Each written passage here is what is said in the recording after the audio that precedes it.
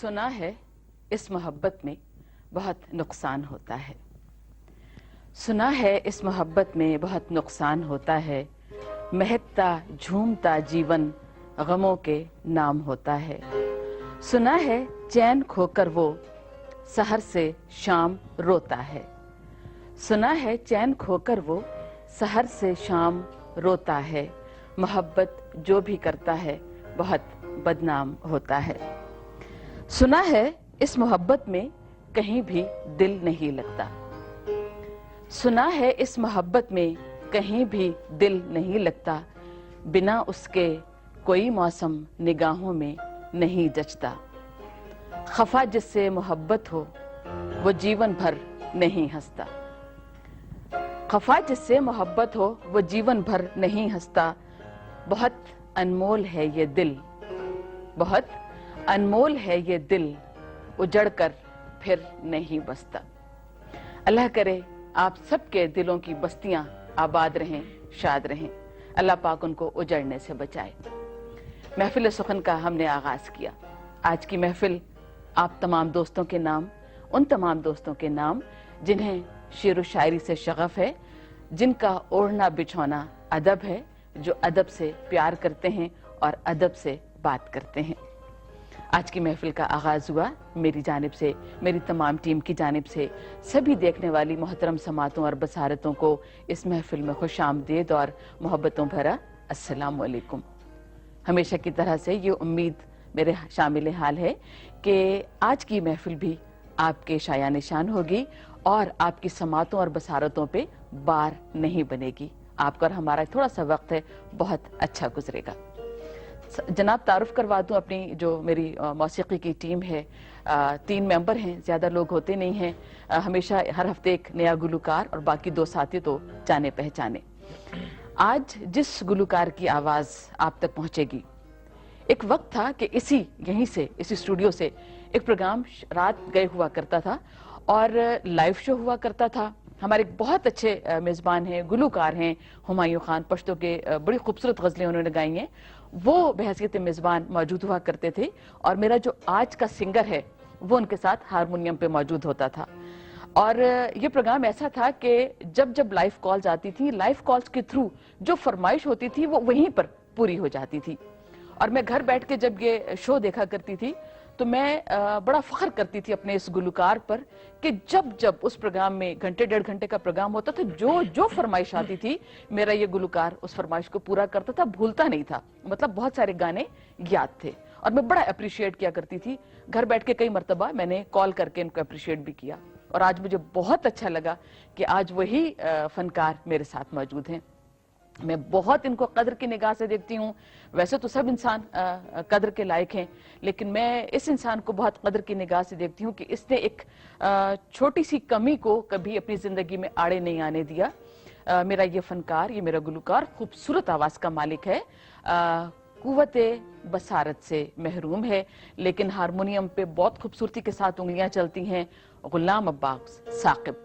अस्सलाम वालेकुम साकिब। वालेकुम अस्सलाम। अच्छे हैं आप? जी अल्हम्दुलिल्लाह। ठीक हैं? जी बिल्कुल। मुझे बहुत खुशी हो रही है साकिब आपसे मिलकर। फर्स्ट ऑफ ऑल तो मैं आपको मुबारकबाद पेश करूंगा कि आपने इस दौर पुरफितन में महफिल सुखन का इनकाद करके मुझ जैसे सुखन के तैराक को इसमें गोता लगाने का मौका दिया और इंतहाई मशकूर हूँ और बहुत खुशी हुई आपके शो में आके।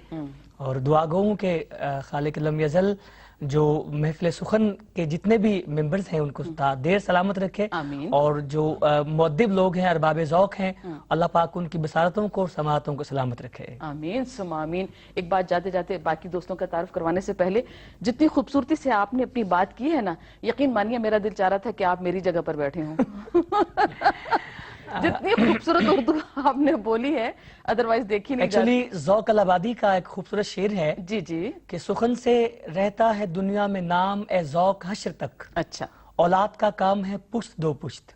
वाह वाह वाह वाह, बहुत खूब। तो बहुत इस महफिल सुखन का आगाज मैंने इस खूबसूरत शेर से किया और मैं मशकूर हूँ आपका कि आपने बहुत शुक्रिया, बहुत इस्तिक़लाल शुक्रिया। मकतब खाकसार को इस कदर हम यकीनन मुझ समेत इस महफिल में शामिल जो जितने दोस्त हैं हमारे नाज़रीन है वो भी महसूस होंगे। अच्छा, हारमोनियम भी आपके पास है और कीबोर्ड पे आज हमारे पास मौजूद है हमेशा की तरह से असलम साहब हैं और उनके साथ और इनके लिए हारमोनियम पर भी इनकी आवाज़ के लिए संगत करेंगे अमजद साहब। अस्सलाम वालेकुम, आप सभी को खुश आमदीद। अच्छा जनाब, अब हम बढ़ते हैं उस हस्ती की जानिब, उनका तारुफ करवाते हैं कि जिनके लिए ये महफिल सजी होती है और जिन कदम कदम से इस महफिल को हम आगे बढ़ाते हैं या रौनक होती है। आज जो मेहमान मेरी इस महफिल को रौनक बख्शेंगे, जब उनका नाम मैंने सुना तो नाम इस कदर मुअद्दब नाम है, इतना अजीम नाम है कि नाम लेते हुए भी मुझे हिचकिचाहट हो रही थी कि मैं इनको पुकारूंगी कैसे। बहरहाल वालिदैन का दिया हुआ नाम है तो वो जाहिर है कि अब तो मजबूरी है। बहरहाल बेहद खूबसूरत नाम के मालिक हैं। अब इनसे जानने की कोशिश करेंगे कि इस नाम का इनकी शख्सियत पर असर पड़ा है या नहीं। साहिब किताब है माशाल्लाह, और बहुत खूबसूरत किताब है, खुद माशाल्लाह बहुत खूबसूरत हैं। कैसे कहूँ मैं इनसे। बहरहाल मोहतरम अवैस करनी साहब हमारे आज के मेहमान शायर हैं। अस्सलाम वालेकुम अवैस साहब। वालेकुम सलाम। कैसे हैं आप? खैरियत से? जब आपका नाम मुझे पता चला तो उस नाम की मुनासबत से इतना मोहतरम नाम है कि उस नाम की मुनासबत से जो चीज़ मेरे जहन में जो उभर रही थी, बात मैं समझ रही थी कोई बहुत बुजुर्ग किस्म की शख्सियत होंगे। माशाल्लाह आप नौजवान हैं। बहरहाल आपके वालिदैन मायूसी तो नहीं हुई? बिल्कुल भी नहीं होगी। मैंने तो कहा मुझे तो नाम लेना जरा मुश्किल हो रहा था कि इतना बड़ा नाम है, छोटी जबान है। बहरहाल वालिदैन का दिया हुआ नाम? जी जी बिल्कुल। अच्छा, तो ये बताइए, ये सच है कि बाज़ औक़ात नामों का शख्सियत पर असर होता है? जी, बसा औक़ात इसी तरह होता है कि अच्छा।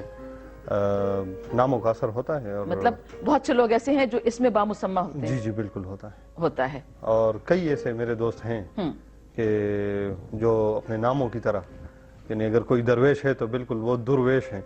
दुर्वेश, वाह वाह, वाह, दुर्वेश वाह, वाह, और दुर्मरजान बांटता रहता है। वाह वाह वाह। अब वो जो आजिज़ी अल्लाह ताला ने उस यमन के उस बाशिंदे को, उस हस्ती को दी थी, अवैस करनी साहब को, जी जी। मैं तो जब वो नाम सामने आता है तो मैं शर्मिंदा हो जाता हूँ, इसलिए कि कहाँ हम और कहाँ वो हस्ती। बड़ा नाम है जी, इसलिए बिल्कुल। कि इश्क में सरतापा डूबे हुए। बिल्कुल, कोई शक नहीं, कोई शक नहीं। अच्छा, ये बताइए, माशाल्लाह उर्दू अदब और पश्तो अदब दोनों से आपका ताल्लुक है। जी। दोनों में ही तब आजमाई आप कर रहे हैं। पश्तो शायरी भी है, उर्दू शायरी भी है।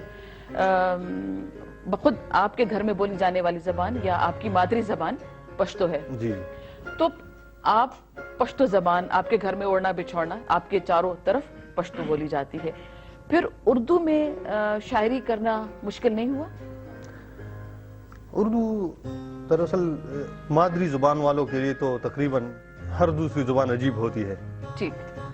अब आप देखें बर-ए-सगीर में जितनी जुबानें बोली जा रही हैं, मलयालम है, तेलुगु है, सिंधी है, पश्तो है, बलोची है, बरावी है, तो लेकिन क्या रमज है, क्या भेद है इस जुबान में, उर्दू में, कि जो सबके लिए काबिल कबूल है। बिल्कुल। जो राबिते की जुबान है, जो जिसकी हमगिरियत और वसत, यानी जिसको सरहदें तकसीम नहीं कर सकी, जिसको और कोई बंटवारा और कोई सियासत इसको तकसीम नहीं कर सकी, इसका कुछ बिगाड़ न सकी।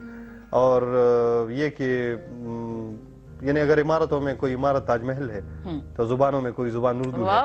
और ये हवा का एक ऐसा झोंका है नसीम सहरी का कि सरहदों के आर पार चलता रहता है। बहुत मीठी जबान है। जबानें सारी बहुत मीठी हैं। हमारे यहाँ सराय की बेल्ट में देख लें, पश्तो की कितनी है। देखें वजीरिस्तान में बोली जाने वाली, करक में बोली जाने, बन्नू में मुख्तलिफ जबानें हैं, लेकिन सबकी अपनी अपनी मिठास है, सबकी अपनी खूबसूरती है। लेकिन ये बात बिल्कुल दुरुस्त है कि उर्दू जो है वो राबते की जबान है। कितनी ही जबानें जिनकी मदर टंग कुछ भी है, लेकिन वो सब लोग उर्दू बोल लेते हैं, समझ लेते हैं। ये एक बड़ी बात है। अच्छा, माशाल्लाह आप जब पहला शेर हुआ तो पता चला कि आपने शेर कहा है? बहुत बचपन से मुझे लगता है कि एक तबीयत में मौजूनियत थी मेरी। अच्छा। लेकिन उधर उधर की कुछ चीजें मैं करता रहता था और हंसते थे घर वाले कि ये लड़का क्या कर रहा है। अच्छा। इसलिए कि बहुत एक बचपन का दौर था। अच्छा। लेकिन आहिस्ता आहिस्ता 7वीं 8वीं क्लास में कुछ ऐसा हुआ कि अशार बाकायदा काफिया पैमाई जो थी वो शुरू हो गई। औजान में, बहर में, सब वजन में वो चीजें आने लगी और अंदर से एक आवाज आती थी कि अब ये जो मौसम है वो अब मेरे अंदर कुछ हलचल मचा देते थे। अच्छा। तो कर लेता था। अच्छा। आहिस्ता आहिस्ता वो چیز آگے چلتی ہے؟ دیکھیں جو شاعر یا شاعرہ جو بھی ہے نا، مثلا میں بڑی کوشش کروں، مجھے شاعری بہت پسند ہے، لیکن بہت کوشش کے باوجود بھی شعر نہیں ہو پاتا، میری بیڈ لک ہے، بد نصیبی ہے۔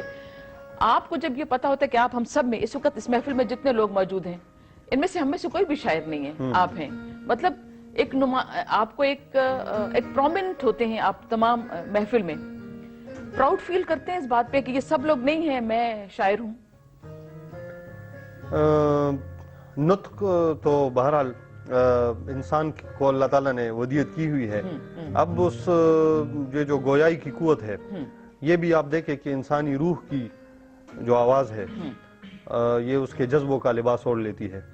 اب وہ جذبے ہیں جو ہمیں رلاتے بھی ہیں، ہنساتے بھی ہیں، کچھ جذبے ایسے ہوتے ہیں کہ جو یعنی جن کو عملی طور پر تو کیا زبان دینا بھی مشکل ہوتا ہے، بالکل ایسے میں یہ ادیب ہی ہوتا ہے جو اس خاموشی کو قوتی گویائی دیتا ہے۔ بالکل درست۔ اور پھر یہ کہ وہ جو اس کی تحریریں ہوتی وہ جذبات کا ایک ایسا آئینہ بن جاتا ہے کہ جو صرف ایک خاص عہد، ایک خاص وقت، ایک خاص علاقے تک محدود نہیں رہتا، بلکہ جس کی تحریروں کی قدر و منزلت نئے زمانوں میں بھی دلوں اور ذہنوں کو متاثر کرتی رہتی ہے اور انسانوں کو نئی نئی دنیاوں کی سیر کراتی رہتی ہے۔ تو ظاہر ہے کہ یہ جو ملک سخن کی بادشاہت ہے یہ تو جس کو بھی نصیب ہو جائے خوش قسمت، بادشاہت تو بادشاہت ہوتی ہے، خوش قسمتی ہوتی ہے۔ خوش قسمت۔ یہ بتائیے کہ کسی کوئی ماحول اثر انداز ہوتا ہے، وہ چاہے دکھ کا ہے، سکھ کا ہے، خوشی کا ہے، خوبصورت مناظر ہیں تو شعر ہو جاتا ہے کہ نہیں؟ بس ضروری نہیں ہے، اچھا موسم نہیں ہے تو پھر بھی شعر ہو گیا؟ نہیں، ایسا نہیں ہوتا۔ جس طرح بھی میں نے بات کی کہ ہمارے دکھ سکھ کے جذبے ہوتے ہیں، انسان تو بنا ہی جذبوں سے ہیں۔ بالکل۔